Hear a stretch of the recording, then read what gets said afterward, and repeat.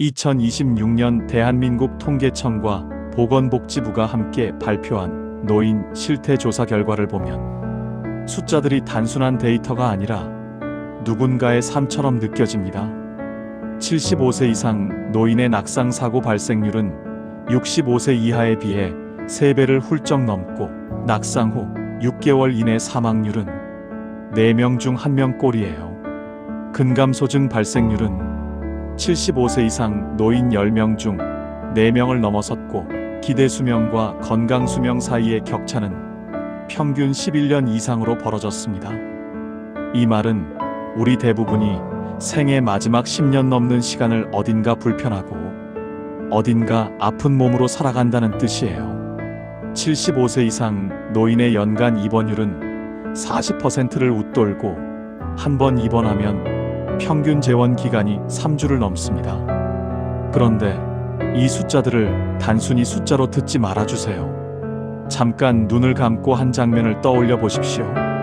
작년까지만 해도 혼자 시장을 보고 손자와 공원을 걸었던 어머니가 있습니다. 아직 아픈 곳은 없다고 하십니다. 아직 괜찮다고 하세요. 그런데 어느 날부터인가 소파에서 일어나는 속도가 달라졌습니다. 예전엔 그냥 일어나셨는데 이제는 팔걸이를 한번 짚어요. 그리고 아무도 그걸 눈치채지 못했습니다. 본인도 의식하지 못했어요. 이것이 75세 이후의 진짜 현실입니다. 요란하지 않습니다. 선언하지 않아요. 그냥 어느 날 조용히 속도가 바뀌어 있습니다. 오늘 이 영상은 여러분을 겁주려는 것이 아닙니다. 오히려 정반대예요. 75세라는 나이를 제대로 이해하고 지금부터 무엇을 어떻게 바꾸면 이후의 삶이 완전히 달라지는지를 함께 이야기하고 싶습니다. 노년을 건강하고 행복하게 살기를 원하신다면 이 영상을 끝까지 보셔야 합니다. 오늘 이 이야기가 끝날 때쯤에는 앞으로 어떻게 살아야 할지에 대한 정확한 해답을 찾으실 겁니다. 이야기에 앞서 구독과 좋아요 눌러주시고 지금 어디서 듣고 계신지 댓글로 알려주세요. 여러분과 함께 하겠습니다. 자, 이야기 시작하겠습니다. 75세는 갑자기 늙는 나이가 아닙니다. 속도가 바뀌는 나이예요. 고속도로를 시원하게 달리던 차가 도심 진입로에 들어서는 순간 제한속도 표지판이 바뀝니다. 그 표지판을 무시하고 그대로 밟으면 사고가 나요. 하지만 표지판을 읽고 속도를 조절하면 오히려 더 오래, 더 안전하게, 더 멀리 갈 수 있습니다. 문제는 그 표지판이 눈에 잘 보이지 않는다는 것입니다. 작은 글씨로 아주 천천히 나타나요. 그래서 많은 분들이 지나쳐버립니다. 77살 평생 건강하게 사신 분이 계십니다. 약 한 첩 드신 적이 없고 젊어서는 등산도 즐기셨어요. 어느 가을 저녁 뉴스를 보다가 화장실이 가고 싶어 자리에서 일어섰습니다. 집안은 조용하고 어둑했습니다. 한 발을 내딛는 순간 오른쪽 무릎이 욱하고 당겼어요. 그 찰나 몸 전체가 오른쪽으로 기울었습니다. 벽이 가까이 있었습니다. 다행히 손바닥이 먼저 닿았어요. 차가운 벽면의 감촉이 손바닥에 느껴지던 그 순간 심장이 한 박자 크게 뛰었습니다. 아무도 없었습니다. 집안에 혼자였어요. 잠시 그 자세로 서 계셨습니다. 숨을 고르셨습니다. 그리고 천천히 화장실로 걸어가셨어요. 자리로 돌아오셔서 다시 뉴스를 보셨습니다. 그 일을 아무에게도 말씀하지 않으셨습니다.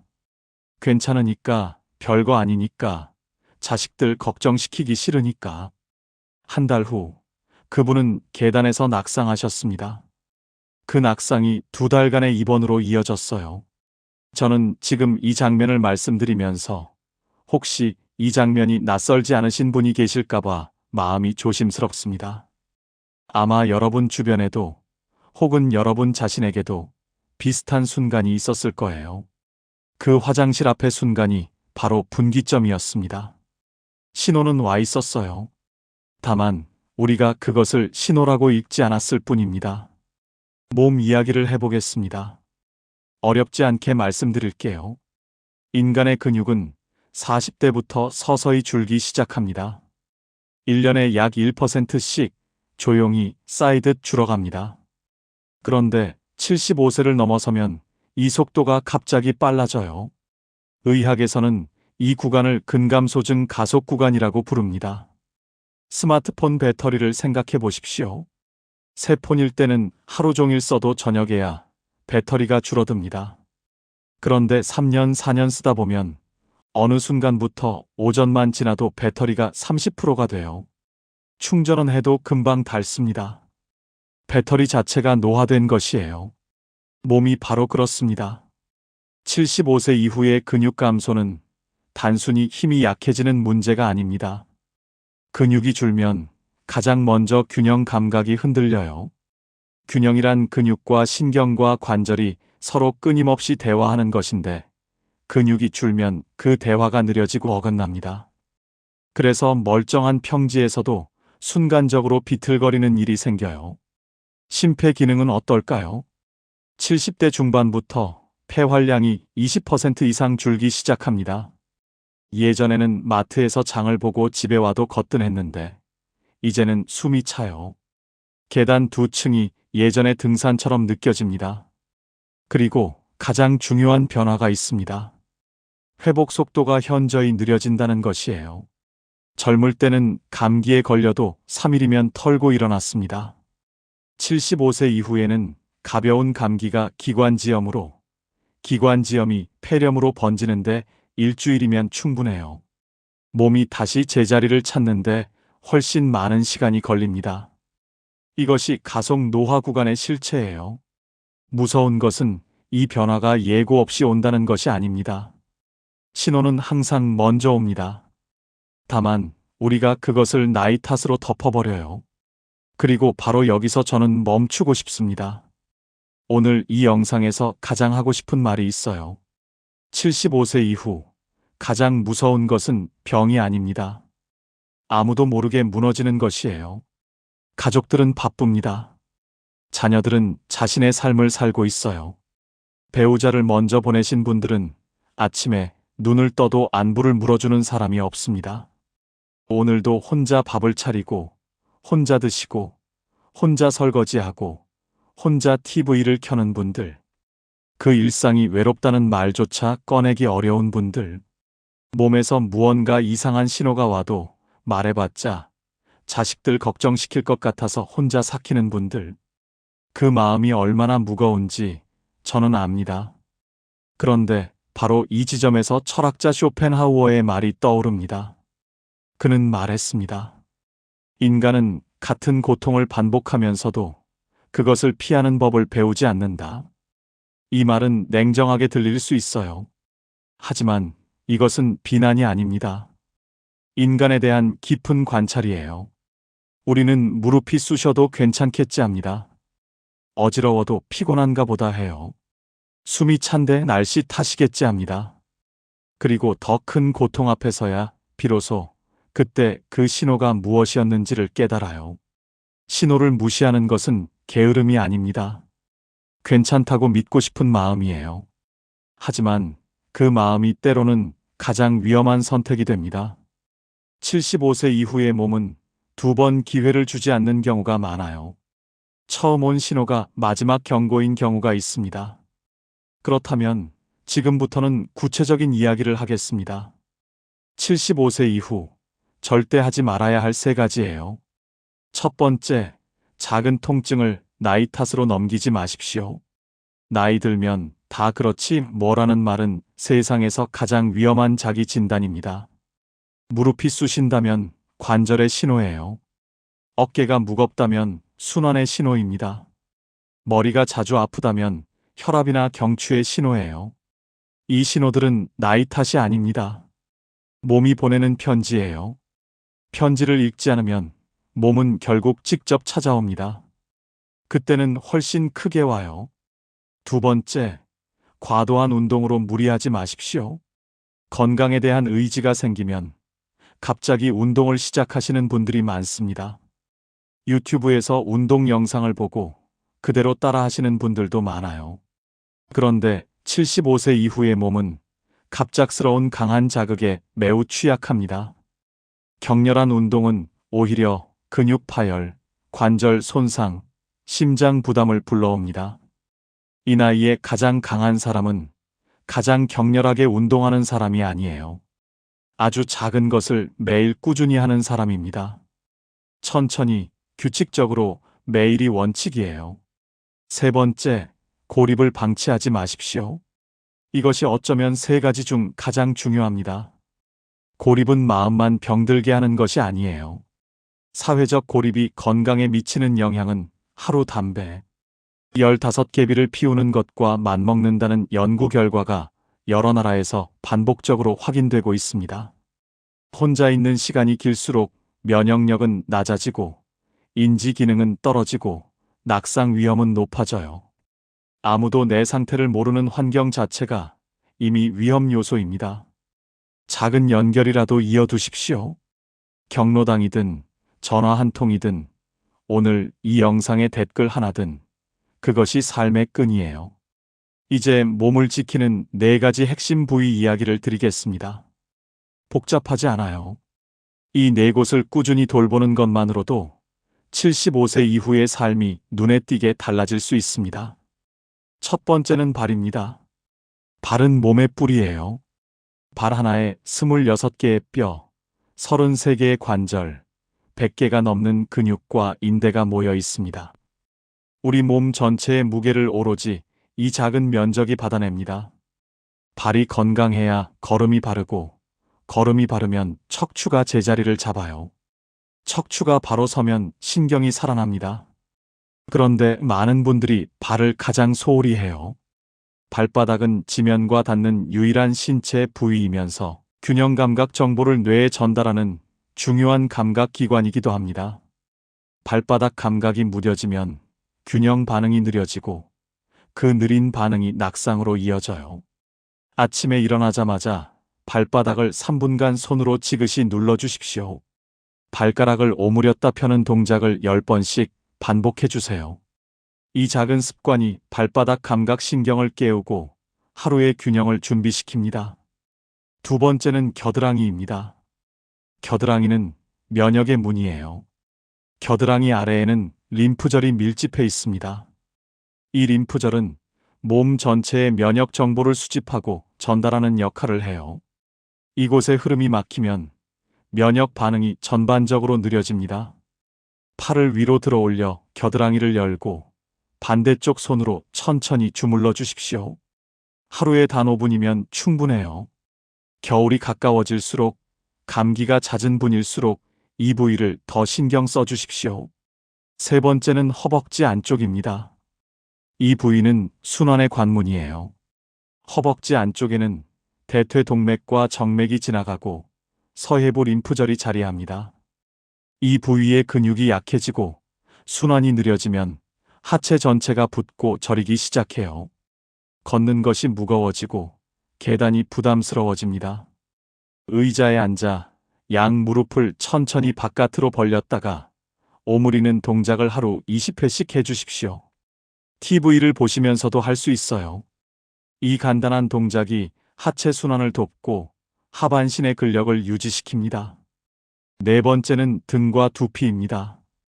이 둘은 함께 정신의 통로예요. 등에는 척수신경이 지나갑니다. 척수는 뇌와 온몸을 연결하는 고속도로예요. 이 고속도로가 굽으면 신호가 느려집니다. 두피에는 뇌로 향하는 혈관과 신경이 촘촘히 분포해요. 두피가 굳으면 뇌로 가는 혈류가 줄고 머리가 무거워지고 잠이 얕아집니다. 저녁마다 5분, 손가락 끝으로 두피를 가볍게 두드리고 원을 그리며 마사지해 주십시오. 등은 벽에 기대고 위아래로 천천히 문지르는 것만으로 충분해요. 이 습관이 쌓이면 머리가 맑아지고 잠이 깊어지고 다음 날 아침이 달라집니다.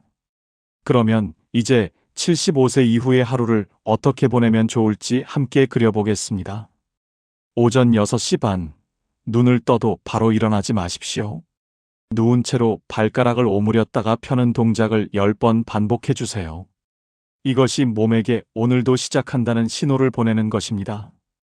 천천히 일어나 두 발바닥을 손으로 3분간 눌러주십시오.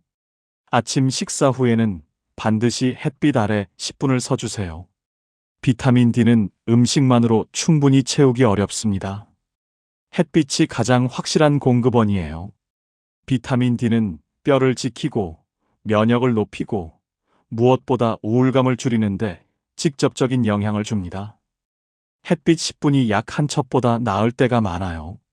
낮 시간 TV를 보시거나 쉬시는 동안 허벅지 안쪽 스트레칭을 해주십시오. 무릎을 천천히 벌렸다가 오므리기 20회 3번. 어렵지 않아요. 오후에는 전화 한 통을 해주십시오. 자녀든 오랜 친구든 이웃이든 안부를 묻고 목소리를 나누는 것. 그것이 고립을 막는 가장 쉽고 확실한 방법이에요. 말하는 것 자체가 폐와 뇌를 동시에 자극합니다. 저녁 식사 후에는 겨드랑이를 5분간 마사지해 주십시오. 그리고 잠들기 전 두피를 손끝으로 천천히 두드리며 깊은 숨을 3번 내쉬세요. 오늘 하루 수고한 몸에게 조용히 감사하십시오. 이것이 전부입니다. 특별한 도구도 큰 돈도 대단한 의지도 필요하지 않아요. 이 루틴을 매일 실천하는 분과 그렇지 않은 분 사이에 5년 후에는 누가 봐도 알 수 있는 차이가 생깁니다. 이제 가장 조심스럽지만 가장 중요한 이야기를 드려야 할 것 같습니다. 75세 이후를 살아가시는 많은 분들이 마음속에 조용히 품고 있는 질문이 있어요. 입 밖으로 꺼내기 어려운 질문입니다. 나는 이제 필요 없는 사람인가? 자녀들은 자신의 삶으로 바쁩니다. 예전에는 중요한 일이 생기면 먼저 물어봤는데 언제부터인가 더는 묻지 않아요. 결정이 다 끝난 다음에 알려줍니다. 배우자를 먼저 보내신 분들은 밥 한 끼를 혼자 차리는 것이 더 이상 수고가 아니라 서러움이 돼요. 맞은편 빈 의자가 너무 커 보이는 저녁들이 있습니다.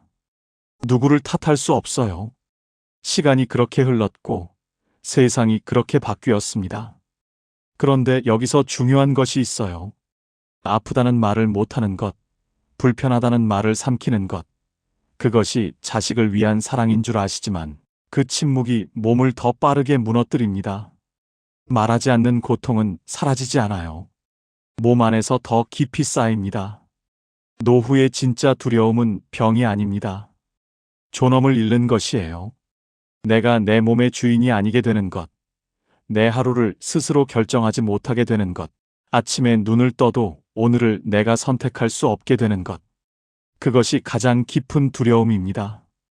그래서 지금 이 작은 루틴이 발바닥 3분의 자극이 햇빛 아래의 10분이 단순한 건강 습관이 아닌 것이에요. 그것은 존엄을 지키는 행위입니다. 스스로를 돌보는 것. 그것이 아직 내가 내 삶의 주인이라는 가장 조용하고 단단한 선언이에요. 이제 마무리로 가겠습니다. 천천히 함께 가겠습니다. 75세를 다시 정의하고 싶어요. 75세는 끝이 아닙니다. 내리막도 아니에요. 속도를 줄이는 지혜의 나이입니다. 빠르게 이루어야 할 것들을 향해 달리던 삶에서 이미 이루어진 것들을 조용히 바라보는 삶으로의 전환. 그것이 75세 이후가 우리에게 건네는 초대예요. 쇼펜하우어는 말했습니다. 행복은 소유가 아니라 바라보는 방식에 달려 있다. 이 말이 노후에 얼마나 정확하게 맞닿아 있는지 생각해 보십시오. 더 많은 것을 가지려는 삶에서 이미 가진 것을 다르게 바라보는 삶으로 손자의 작은 손이 내 손을 잡는 그 온기, 오랫동안 살아온 집 창문으로 들어오는 아침 햇살, 오늘도 내 두 발로 걸어나간 익숙한 골목길. 이것이 존엄 있는 노후의 풍경입니다. 돈으로 살 수 없는, 누구도 빼앗아갈 수 없는, 오직 살아온 사람만이 가질 수 있는 삶의 깊이예요. 숫자로 측정할 수 없는 아름다움이 75세 이후에 있습니다. 다만 그것을 보려면 눈이 달라져야 해요. 몸이 받쳐줘야 합니다. 그래서 오늘 우리가 나눈 이 이야기가 필요한 것이에요. 여러분, 오늘 이 영상을 끝까지 들으신 분이라면 이미 준비가 된 분입니다. 알고 싶다는 마음, 달라지고 싶다는 마음, 그 마음 자체가 이미 시작이에요. 오늘 저녁 잠들기 전 발바닥을 한 번만 눌러주십시오. 내일 아침 식사 후 10분만 햇빛 아래 서주세요. 생각나는 사람에게 전화 한 통 해주십시오. 그리고 밤에 두피를 가볍게 두드리며 오늘 하루 수고한 몸에게 조용히 말해주세요. 잘 버텨줘서 고맙다고. 75세 이후의 삶은 이 작은 것들로 갈립니다. 기적이 아니라 습관이, 결심이 아니라 루틴이, 두려움이 아니라 지혜가 그 분기점을 만들어요. 지금 시작하면 절대 늦지 않습니다. 당신의 황금 노후는 지금 이 순간부터예요. 오늘도 살아있고, 오늘도 걸을 수 있고, 오늘도 누군가를 생각할 수 있는 당신은 이미 충분히 상팔자입니다. 이 영상 혼자 보기 아까우시죠? 우리 부모님께 꼭 보여드리세요. 친구분들 단톡방에 공유해주세요. 누군가의 오늘을 바꿀 수 있습니다. 그리고 댓글로 들려주세요. 오늘 이 이야기 중에서 가장 마음에 닿은 장면이 어디였는지요? 벽을 짚던 그 어두운 복도의 장면이었는지, 발바닥을 눌러주는 아침 루틴이었는지, 아니면 빈 의자가 너무 커 보인다는 그 저녁의 문장이었는지, 여러분의 그 한마디가 지금 비슷한 상황에서 혼자 버티고 계신 다른 분들께 큰 힘이 됩니다. 오늘도 끝까지 함께 해주셔서 진심으로 감사드립니다. 지금까지 황금 노후였습니다.